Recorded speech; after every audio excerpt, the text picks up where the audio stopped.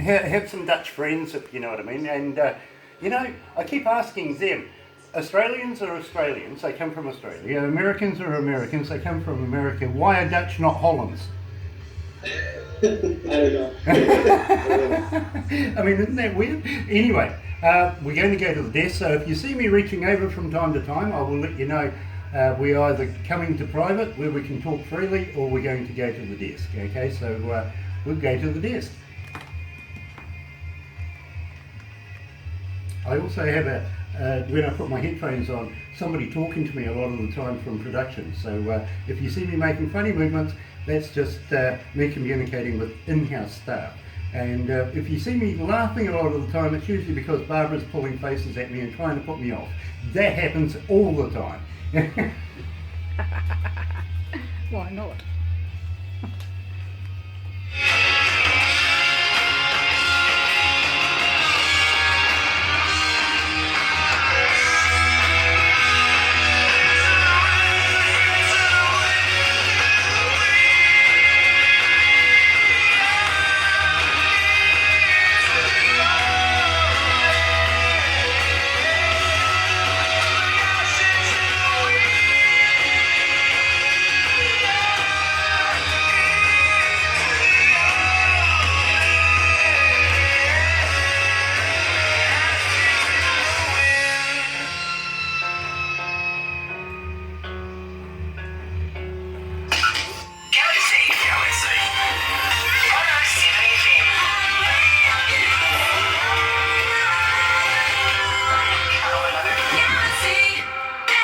That's right, you're right here at Galaxy 107 FM. It is 8 after 11 o'clock, 18 degrees is our high. Knew we were going to get there. In fact, I kind of think we were going to get a little higher today, maybe 22. Of course, being Celsius for New Zealand, not Fahrenheit for anybody else around the world. So if that does confuse you, sorry about that. Monday, November 13th, you're right here at Galaxy 107 FM and joined, coming out of Vancouver by what I think is going to be the future of music in the very, very near future anyway, is of course the band The 11s. Yes, I've been playing them all morning and you know them, you've been requesting them hand over foot these days. So, good morning, good afternoon guys. It is an absolute pleasure to talk to what I think is going to be icons in the business in the very, very near future. Now we have Arik with us and also we have Brandon and Troy as well. No Mike today. No, Mike's going to be here, but you have all the stars here, so... That's self-explanatory, isn't it? Even though he's the lead singer, everybody else talks for him. That's a great thing, it really, really is. Now, I got to ask you guys, you've known each other since pretty much high school days and you've been spending your lives together. How long did it take for you guys to decide, I'm going to put a band together? I think I could let Art probably speak more for himself, but me and him got together in 2011 to start our first project together. And then from there was about 2 or 3 years with that group, and then added Brennan to the fold, and then just started adding the lineup together until we got Mike, and then the group was really kind of set together. Yeah, so it kind of came about because I came back from music school, and I left after semester, and I didn't really like doing music in a school format. I just wanted to start a band.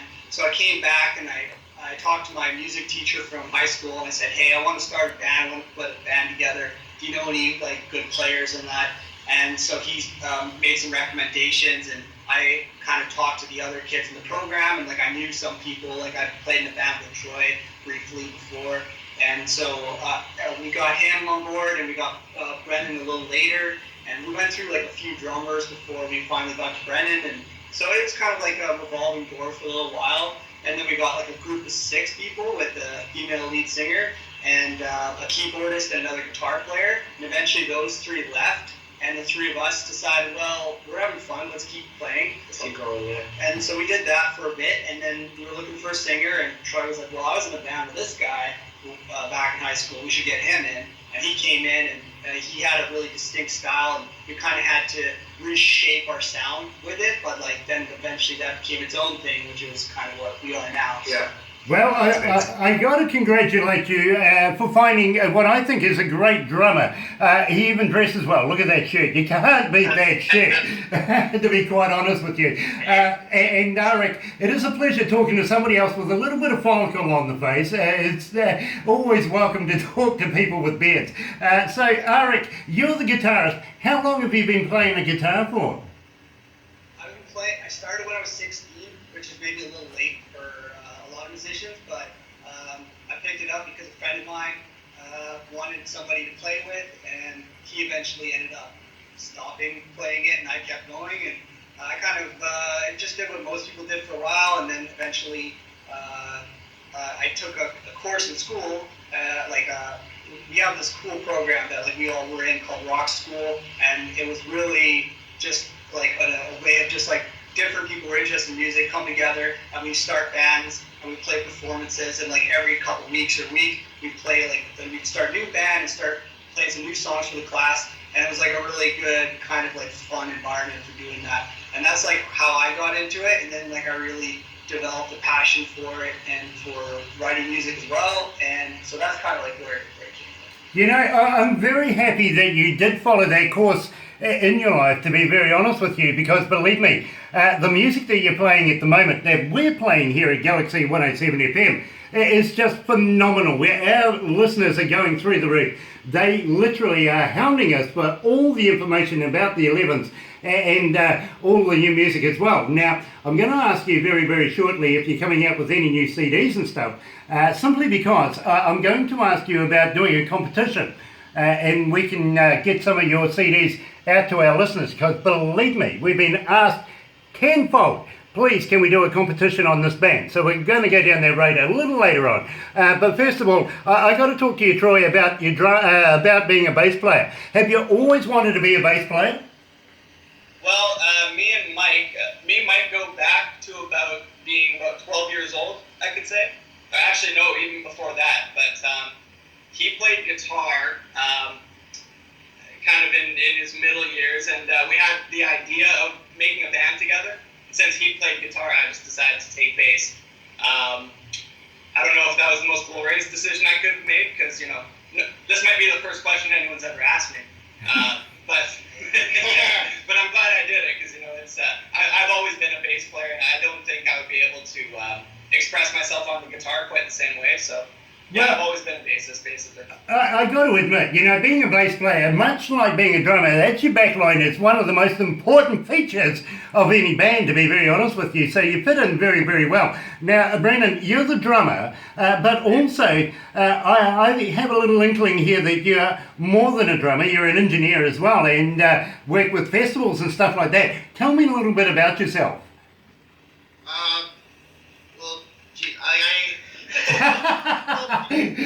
Oh dear, somebody wants the Navy. Yeah, exactly. Well, I've been playing drums since I was 8 years old. It's been quite a long, stretch for me. I fell in love with it. I was always tapping on stuff as a kid. I still am. I'll probably end up doing snapping a little bit while we're talking here. But yeah, this has been a crazy journey for me. I was in the rock school program for a long, time in high school. It ended up being mostly I went to play music. I didn't really care about anything else. And then I went to the same music school that Arik did, but I went and did the whole program because I didn't want to, I didn't want to do anything else. Coming back, because I went for drums. I didn't go for, anything else. We learned a little bit about, production and engineering and stuff like that. And I learned a little bit about it in high school too.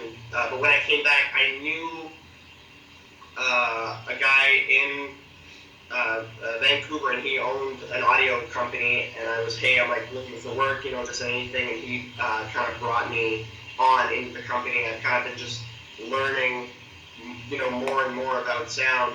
And we do, I wouldn't say I am a full-on engineer, especially in having that training, but just being in that environment and being lucky enough to be in that environment has been tremendous for me, and just learning all the different aspects of music in general, right? So I've just been lucky enough to to have that experience. That's really cool, Brendan, and believe me, you and I are going to be good friends because I've been an engineer now for about 35 years in different recording studios and also do live stuff with bands around the world. I used to, I could reel off a number of bands that you guys would probably recognise that I've travelled with around the world. But this is not about me, it's about you guys and the association of what you do. Now, at the same time, I've got to let you know, being an engineer, I don't listen to music like I listen to it as a fan would listen to it. I listen to it like an engineer, and believe me, I break it down into increments. I can't fault your work, I really, really can't. I think it's absolutely brilliant. Where did you get it recorded? Where are you recording right now? We got it recorded at Nimbus, which is a local recording school. They have an engineering program, and usually the students get a certain amount of credits that they can trade in for studio time for different projects. And so we had a friend of ours who had saved all his credits at the end of the year. He wanted to do something, and so he brought us in, and so we did the recordings there.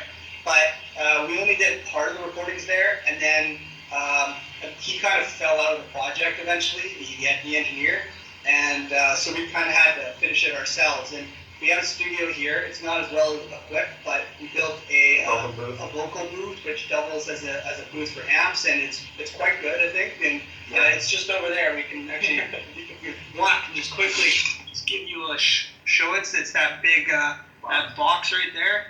And if you go inside, it's full of acoustic insulation.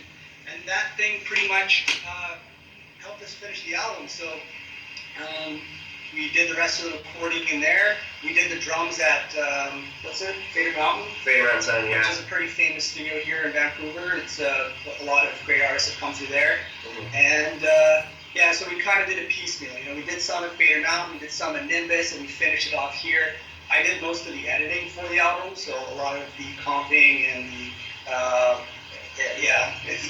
comping. It was a lot of work because we had a lot of layers and a lot of stitching things together, and kind of a perfectionist, so wanted it to sound really, really, really good.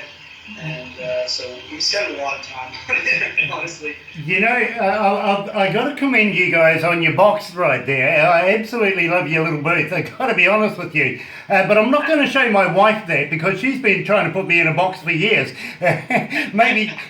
Maybe just put some dirt over top of it, you know what I mean? But I get the concept, I really, really do. And I like to know that people are getting hands-on these days and not having to go to recording studios, not having to put up with managers and money and all sorts of things. These days, a lot of quality work is literally coming out of the backyard, if you know what I'm saying, and it is just absolutely brilliant these days, cost effective but very effective at the same time. Now I want to talk to you about Ashes. That was the song that we started off the show with.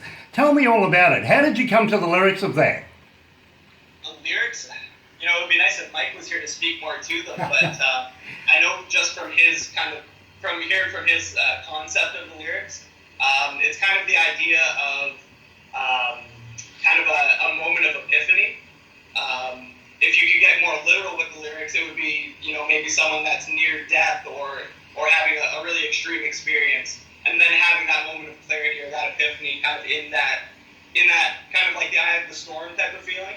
So I think that's the direction of the lyrics and where that would be going. So we really tried to put that into the music as well. You can hear how the song kind of crescendos into the climax at the end, and we want to really have that ramp to follow the lyrics as well. Very, very cool. Now, I've got Infinities lined up next. I want to know all about this because, believe me, we've had a lot of our listeners get in touch with us and ask, tell me about this song. We want to know more about it. So please, tell us all about Infinities. Oh, geez. What can you say about it? Well, with the lyrics, it was about the connection between two human beings and how that feels like it's sort of out of time, and it feels like an otherworldly thing. And with the music, we tried to capture that as well. Have it be sort of feel kind of swirly and cosmic and not as maybe kind of straightforward, hard hitting as some other songs. There's definitely a lot of ambient layers and stuff that we put in because it's not like your typical rock hard-hitting song. It's more like even in line with the lyrics, being kind of like spiritual and having these two essences kind of come together. And you didn't want it to be like straight up. Here's a just like a riff or something like that. It's got like a little riff in it, but it's also these extra layers that are really piecing together this story. I guess you could say, Well, I kind of get exactly what you're saying there, and I hope our listeners have got right onto it, to be very honest with you. But I can't hold it back any longer. I've got to play it right now. You're right here at Galaxy 107 FM. Here's the 11th and Infinities.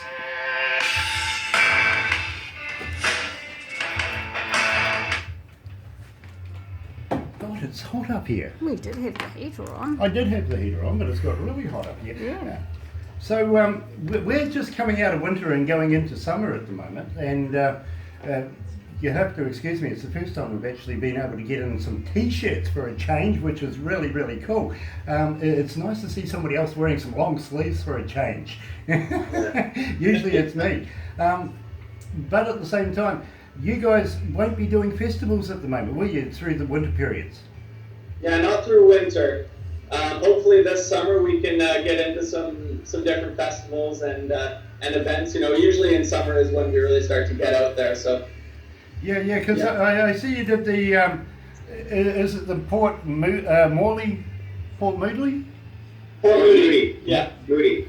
Yeah, I saw a write-up about that not so long ago, and I thought, these guys are really working hard. So have you got anything planned for the winter period that you have now? Are you looking at touring anywhere in the warmer periods, warmer places like maybe Australia, places like that at the moment?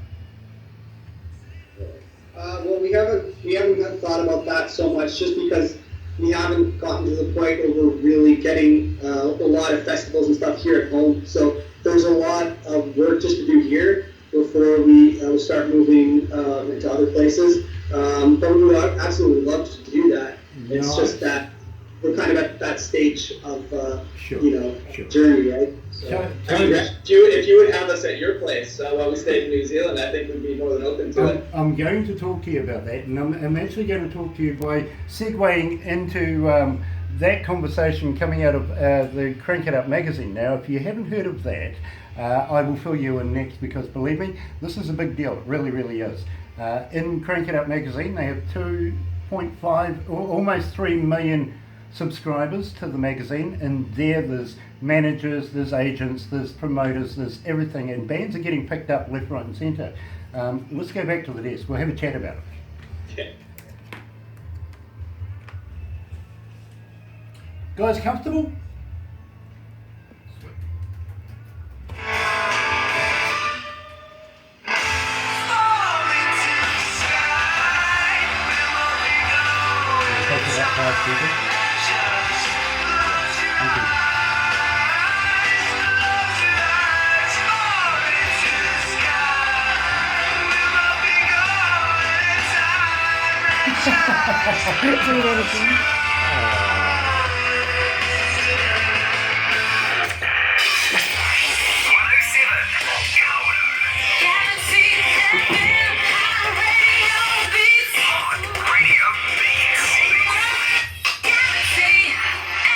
That's right, you're right here at Galaxy 107 FM, and I'm joined by what I think is the future icons in the business coming out of Vancouver. Yes, the 11s are right here, and we're doing the Infinities thing right now. But I got to tell you guys, have you ever heard of Crank It Up magazine?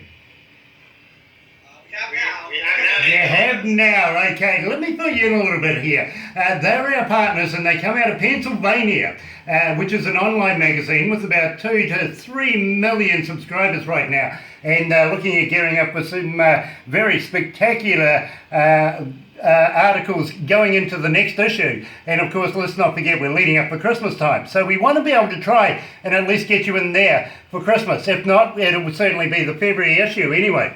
Now, the thing about this is John Rain, the manager and owner of the company, he makes movies, by the way, and a good friend of Quentin Tarantino's for companies like Warner Brothers, Universal Studios, and even Bollywood.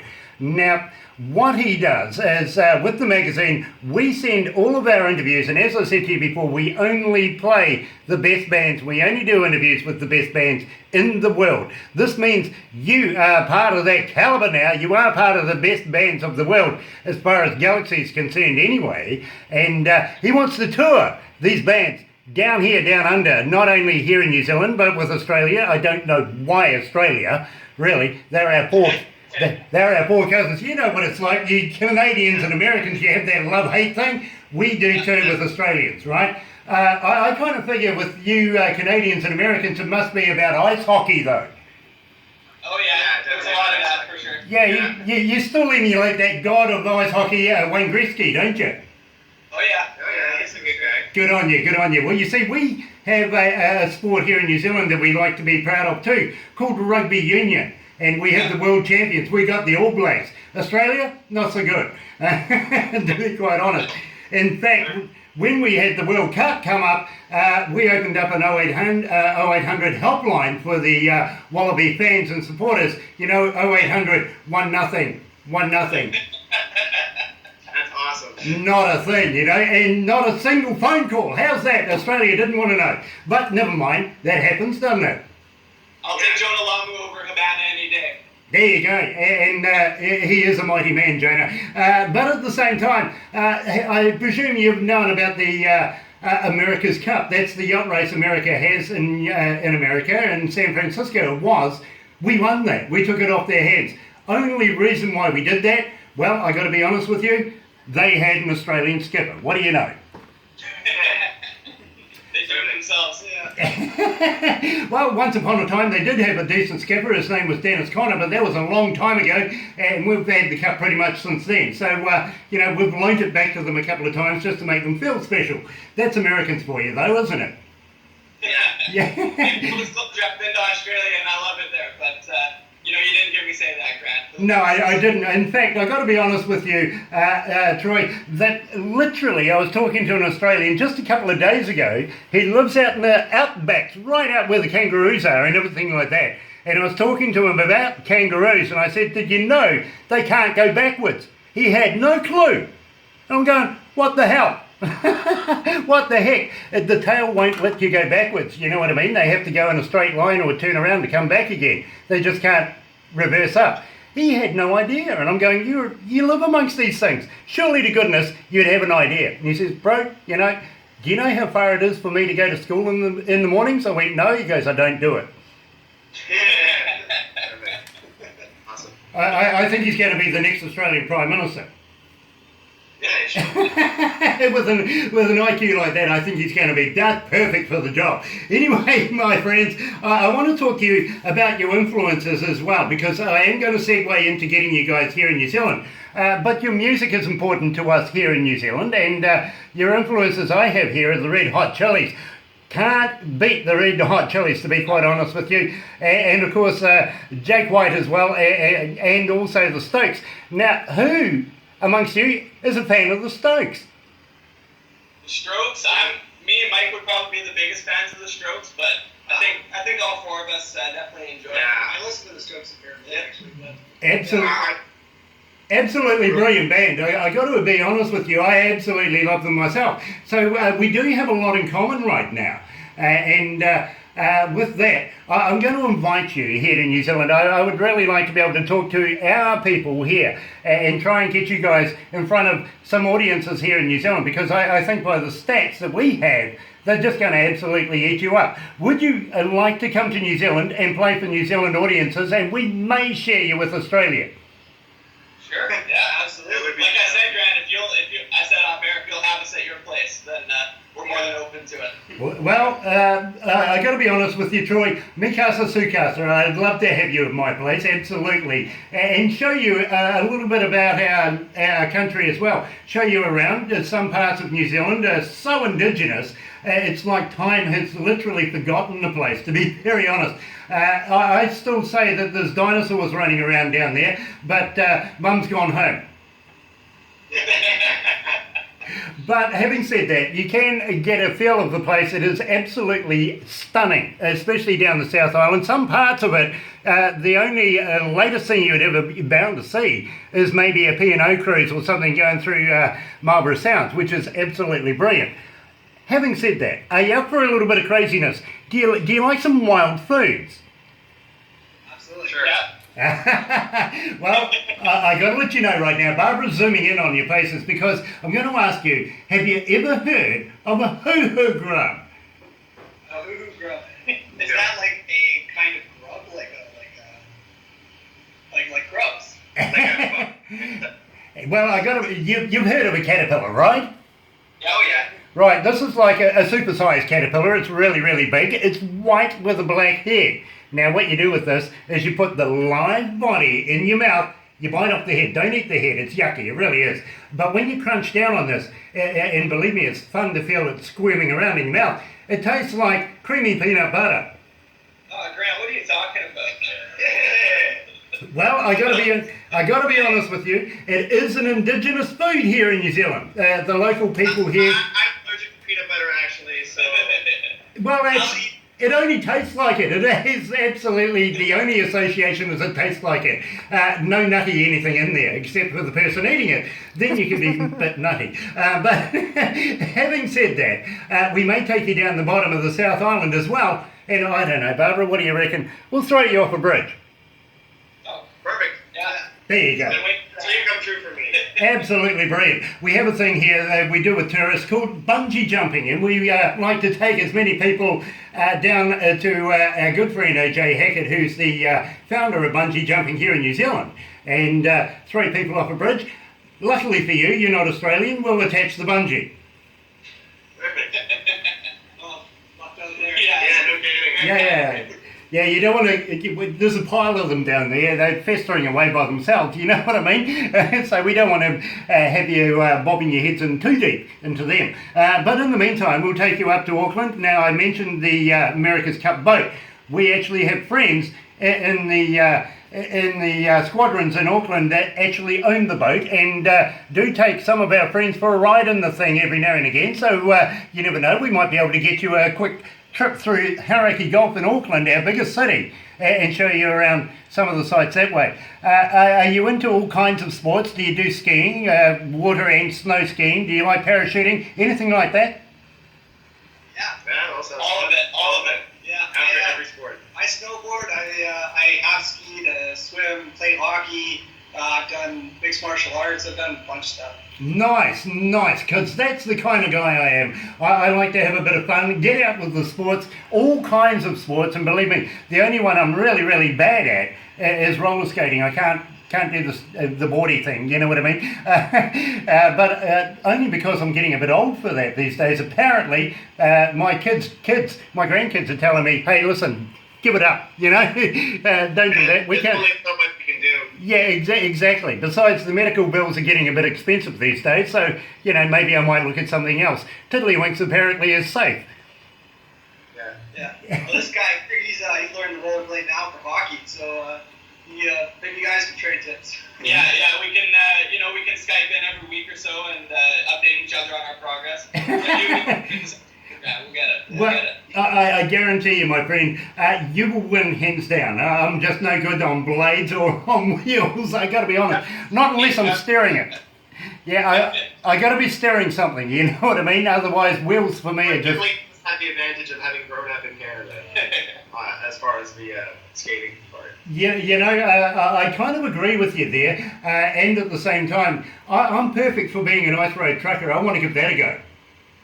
There you go. Yeah, try that. Absolutely. You got to look for it. Yeah, absolutely. Yeah. I do. I got the perfect face for radio, don't I? You already have the outfit, right? You're going to be warm. At the same time, I got a feel for you guys. I get the better deal. I get all three very handsome men, whereas you get this fuzzy thing. You know, yeah, sorry about that. But never mind. Never mind. Also, at the same time, I don't know, I know we mentioned his name a couple of times earlier on, but I don't know whether we've given him a shout out, so we better give Clyde Hill a shout out and That's the man. Yeah. And don't forget, put up one of those warning signs around his barbecue, you know, because he needs to take it a little easier. Now, at the same time, you guys have played in a number of venues around Canada, including the Roxy. Now, what was it like playing at the Roxy? It's pretty awesome. It's like a venue that's been around for a long time. It's kind of well known. It's kind of a place where people go to. I don't know how we can put it. They go to have a good time. Yeah.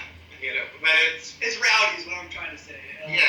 So. it's a great place to play for sure. Like it just even being younger, like I started playing in bars and stuff like way before I was legally able to go into bars and stuff like that. So Allegedly. Okay. Well, yeah.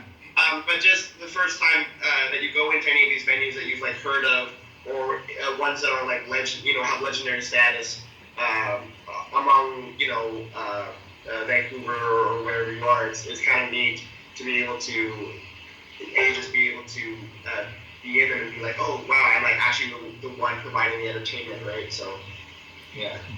Believe me, I love the Roxy. I've been there a couple of times. Unfortunately, though, it's been a number of years since I've been back to Canada, and I was there for the Winter Olympics the last time you guys had the Olympics there. And somebody let me in your country, which was foolish, I think. Anyway, but they also let me out again. That was the other thing, without a police record too, which is really weird because I want you guys to come down, have a good time. We're going to get on a few tips and have a bit of fun. I think if you don't get arrested within the first 24 hours, you'll be fine. Perfect. Yeah. Yeah. I think we're safe. Yeah, think you're safe. Feel you're safe, but... Scotch. Yeah. We'll just leave it there. You never know what I'm up to. Now, I want to talk to you about your self-titled album. Now, how long did it take to record this album? The whole process from writing the initial kind of seeds of the songs to actually releasing was probably about a year, wouldn't you say? Yeah, something like that. Yeah. More than that, yeah. Yeah, we started in December of 2015. We started writing, and then we finished the recording in summer of 2017. Right. Well, this is summer 2017 was a few months ago, so that's when it came out. So it would have been summer 2016 when we finished the recordings, and then we were. Well, the process was very traumatic, and we blocked a lot of the details out. Yeah. But over a year from start to finish to get it all done. So it's quite a process. From paper to press. Yeah, we just finished this summer, so like 2 years, something like that. Yeah, I think things that are going to be timeless take their time to be able to work out in the first place. And I'm glad you guys agree to disagree a lot, to be quite honest. Otherwise, it wouldn't be a band, really, would it? Yeah, otherwise it wouldn't have lasted too long, I don't think. Exactly. You've got to have a few points here and there, don't you? Any group of people that never disagrees is just lying to each other because nobody thinks the exact same thing as everybody else. You know. Exactly, and believe me, my wife would absolutely endorse every word you say. She doesn't agree with a damn thing I say, so don't worry about that. It all works out in the end. But in the meantime, I got to ask you guys about Endless Summer. Now, tell me all about Endless Summer. Great. It's a great song. That's all you need to know. Yeah. In the summer, a lot of that is, I think, Aric's kind of brainchild. Was a lot of the starting bits of it. So yeah, absolutely. I mean, to be honest, that one was maybe the most Strokes inspired. So we're all big Strokes fans, and I was ripping around and just trying to find cool ideas and find a way to learn new stuff and also bring it into what we've done before. And so Endless Summer was, I think, the song where I was able to do that. So. Yeah, I mean, I just wanted to keep it really simple. I wanted it to be kind of cheerful, but when you're writing things, you don't always have a complete understanding of what you want to do. You're just kind of following where your fingers lead, and then something happens, and you're like, oh wow, that sounds nice. So, and that's kind of what happened with that, and I just kept building on it. But the cool thing was it wrote most of itself all in about a day, less than a day, but I mean in time span. During one day. So rather than over several jams or something. Usually those songs aren't as good, so I think this one worked out quite well. Well, Just all together. I got to let you know, Alec, that some of the best music in the world was done on a napkin, if you know what I mean. So I think it's most timeless. And this song is our third most requested song for you guys. So, without further ado, let's play The 11s and Endless Summer right here at Galaxy 107 FM.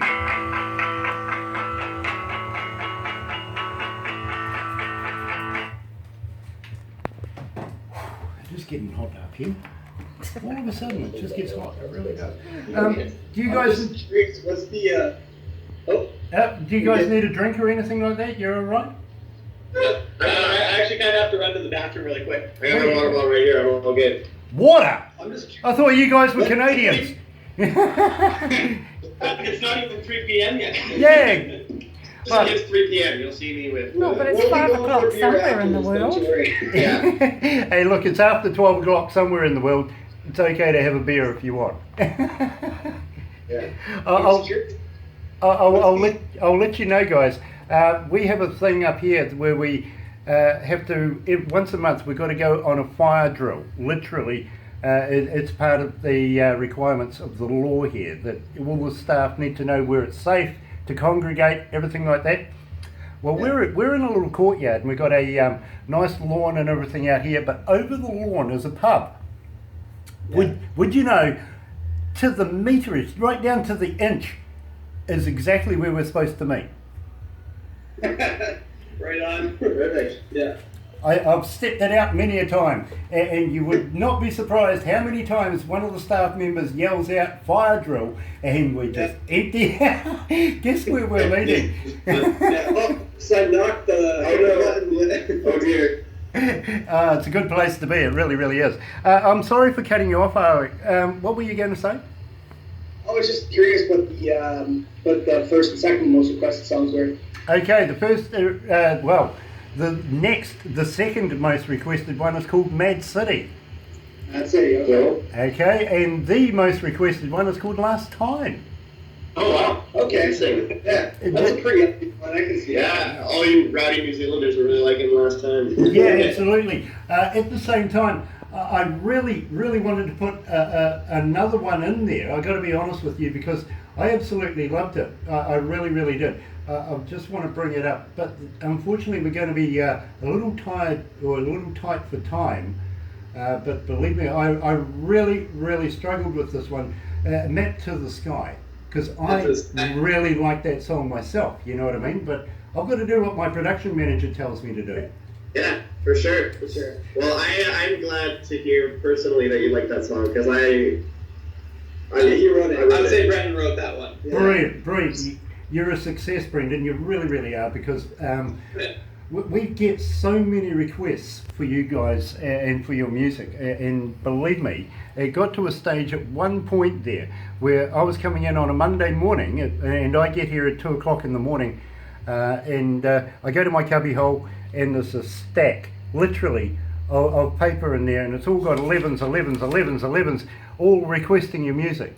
These days, talking now maybe 6-7 weeks down the track from that, our receptionist has given up writing anything. She refuses to do it for the 11th. She puts it on a USB and says, Grant, you sort the hell out of it. So we're getting a lot. Let's go back to the desk.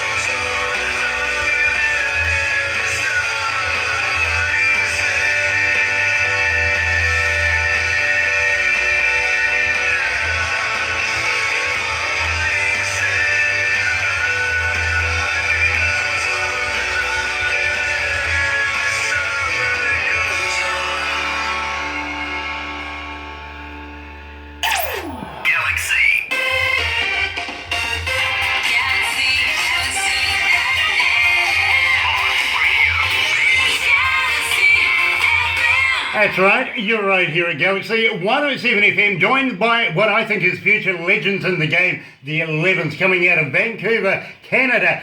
And it's an absolute pleasure to have you guys with us this morning, and believe me, our stats have been going nuts. I started playing you guys a number of weeks ago. We had a lot of people literally get in touch with us, just swamped our systems. It really, really did. Our receptionist says, Grant, that's it. It's going on a USB. You can sort it out from here on in. And believe me, I get a couple of them now with the 11s written on it. Just a little tag with 1-1 on it. Bang, I know who I'm talking about. Now, I got to let you know, I'm very proud of you, Brendan, for Map to the Sky. It is my favourite 11 song. I've got to be honest with you. But we're not going to play it this morning, which is a shame, because I would really, really appreciate hearing it again. But at the same time, it shows me, it indicates to me that as a team, you guys write songs together. Is that hard to do?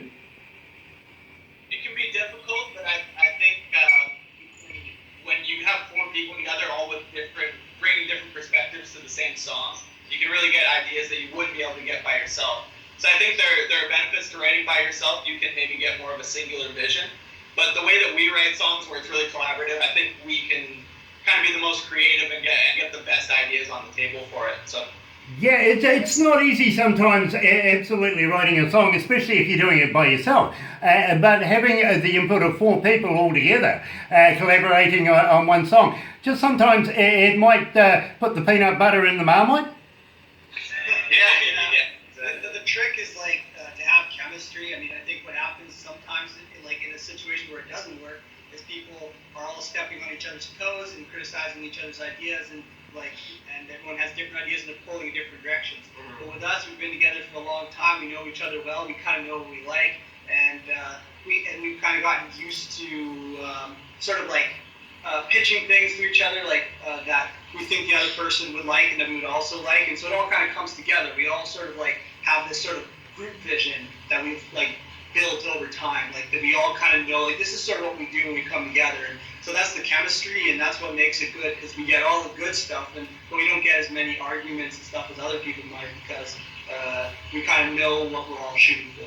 Absolutely, and I can see that you guys are still going to be writing and collaborating when you're in your wheelchairs in a number of years to come. You guys are going to be married together forever. You really, really are. But I got to ask you, the 11s isn't the first band you guys have had. Yeah, you guys have been in Ransack as well. Now tell me about that. Ransack was our kind of first project together, me and Arik. So that came together in 2011. That was me and Arik staying on our usual instruments. We had Deanna, shout out to Deanna if she's watching, on lead vocals. We had Ashley on keyboards, and then we had two other guitarists. So we had, three guitarists at one point? No, that would be playing together? We had two different guitarists. Oh, okay. Yeah, so it was a real revolving door on kind of rhythm guitar. So the lineup shifted around a little bit. We had a few different drummers in the fold. So, yeah, Ransack was a very different project. We didn't end up writing too much together, but we did kind of form some chemistry together and played a few shows. Let me explain myself why I mentioned Ransack. Is literally our listeners want to know where you've come from before you are the 11s and before you're going to be superstars that you are going to be. And it always is nice to be able to give it a little basis there, a little bit of history of where you guys have come from musically and how you've gelled together over the years. And reformed and renamed yourselves, and remembered a couple of band members as well. So they always want to know that. Now, I was mentioning earlier on, we have a lady from Australia who gets in touch with me every time we do an interview, and she's back here again. She's asking me, Grant, please, can you ask the 11s, what's your marital status? I'm happily taken with a girlfriend, so I have to bow out of this conversation. Yeah. I can't be here. Troy's the only happy one. Yeah. I don't know. I'm pretty happy. I'm an eligible bachelor, so. Yeah. Exactly. And Brendan, I presume that you're the same as Arik, happily living your life. I thought we were friends. Yeah. Well, there's nothing wrong with trying, though, is there? Yeah, exactly. You know, I kind of tried to convince my wife of that. She won't let me do it. But, you know, there's nothing wrong with that. And Troy, well done. Good on you. How would you like to give us a shout out for your lovely lady? I'm saying hi to Brianna. I think she's at work right now, so I don't know if she's listening, but hello, Brianna. I hope you're doing well today. Well, I'm sure she is, and we will send you this video. Believe me, you're going to want to be able to show all your friends and say, if you ever get this guy contact you, don't do it. Don't do it at all. All right, so believe me, we'll send you that. As we go through this as well, I'm going to ask you a couple of things of you. Now, we know that you've just completed this new album of yours. How would you like to be able to send us some of your CDs, maybe some of your merchandise if you got some, so that we could do a competition here at Galaxy 107 FM. Keep the 11th rolling on air. Yeah, we Yeah, can send over absolutely. 2 CDs for sure. Yeah. Brilliant. So, the album that you were talking about, we do have CDs printed for it, and it's available right now. So, yeah, I think we can mail over some copies too, for sure. Awesome, awesome, my friend. I'm going to get Barbara to send you all the details so that we can receive that. But at the same time, I've got to ask you guys, are you on Facebook? Are you on Twitter? Are you on Instagram? And when fans get hold of you, do you reply? Yes, we reply within 30 seconds maximum. You can find us on all social media, Twitter, Facebook, Instagram. We're all every website. We're at the 11th Band, one word. So yeah, you can find us everywhere. Yeah, and in all seriousness, though, we are pretty good about replying. So Yeah. definitely give us a shout out. We're lonely. Well, I know somebody in Australia, but she's got to have a brewery and a boat to be able to come to the party with you guys if it comes via us. So we're trying to do the best for you. We really are. Now, at the same time, how do we get hold of your music? Are you on Spotify? Are you on Amazon? Are you on iTunes? And I always say, guys, go and buy the music, all right? And do you have a merch store? We don't have a merch store yet. We're kind of planning out the t-shirts right now, and then that'll be our first merch item, and probably stay like that for a while. We'll have a few different kinds. And we are on Amazon, we are on iTunes, like we're on Apple Store, we're on Spotify. Yes, We're on Bandcamp too.